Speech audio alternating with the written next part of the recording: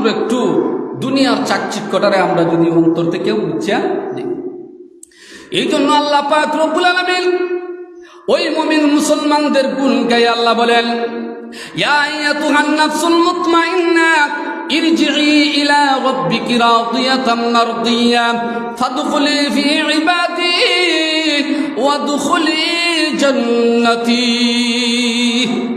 আল্লাহ বলেন, ও মুমিন মুসলমানেরা শুনো, যারা আমার ইবাদত বন্দেগী করতে করতে, নফসের সাথে যুদ্ধ করতে করতে নফসে মুতমাইন্নার অধিকারী হয়ে গেছে, নফসে মুতমাইন্না তার উপর প্রভাব বিস্তার করেছে, অর্থাৎ নফসে মুতমাইন্না যার হাসিল হইয়া যাইবে, প্রশান্তময় আত্মার অধিকারী যে হইয়া যাইবেন, যে আল্লাহকে পাইয়া সন্তুষ্ট, যে নবীকে পাইয়া সন্তুষ্ট, যে কোরআন পাইয়া সন্তুষ্ট, যে হাদিস পাইয়া সন্তুষ্ট, যে আল্লাহর বিধান পাইয়া সন্তুষ্ট হয়ে যাইবেন, এদেরকে আল্লাহ বলেন, ইয়া আইয়াতুহান নাফসুল মুতমাইন্না, হে প্রশান্ত আত্মার অধিকারীরা।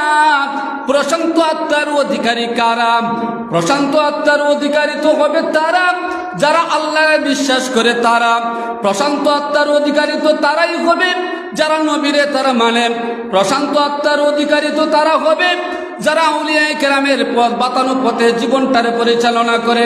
প্রশান্ত আত্মার অধিকারী তো তারাই হবে যারা নামাজটারে তারা সময় মতো আদায় করে। প্রশান্ত আত্মার অধিকারী তো তারাই হবে যারা ব্যবসার মধ্যে ওজনে কম দেয় না। প্রশান্ত আত্মার অধিকারী তো তারাই হবে যারা আনার সময় ওজনের মধ্যে বেশি দিয়ে আনেলাম। প্রশান্ত আত্মার অধিকারী তো তারাই হবে যারা যে সমস্ত স্বামীরা স্ত্রীর হকটারে পরিপূর্ণ আদায় করে। প্রশান্ত আত্মার অধিকারী তো তারাই হবে যে ভাই আরেকজন বাইরে ঠগায় না সম্পদের ক্ষেত্রে। প্রশান্ত আত্মার অধিকারী তো তারাই হবে যারা বন্ডে ঠগায় না বাবার তেজ্য সম্পত্তি দিতে।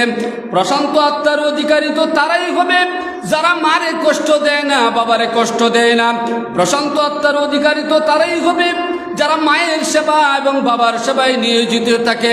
প্রশান্ত আত্মার অধিকারী তো তারাই হবে যারা সমাজে ঠগায় না। প্রশান্ত আত্মার অধিকারী তো তারাই হবে যারা ইতিমের মাল বক্ষণ করে না। প্রশান্ত আত্মার অধিকারী তো তারাই হবে যারা সমাজে ঠগায় না। প্রশান্ত আত্মার অধিকারী তো তারাই হবে যারা কখনো মিথ্যা বলে না। প্রশান্ত আত্মার অধিকারী তো তারাই হবে যারা কখনো সুগলখুরি করে না। প্রশান্ত আত্মার অধিকারী তো তারাই হবে যারা কখনো গীবত গায় না। প্রশান্ত আত্মার অধিকারী তো তারাই হবে যারা উলামায়ে কেরাম নিয়ে বিরূপ মন্তব্য করে না। প্রশান্ত আত্মার অধিকারী তো তারাই হবে যারা আউলিয়ায়ে কেরামকে নিয়ে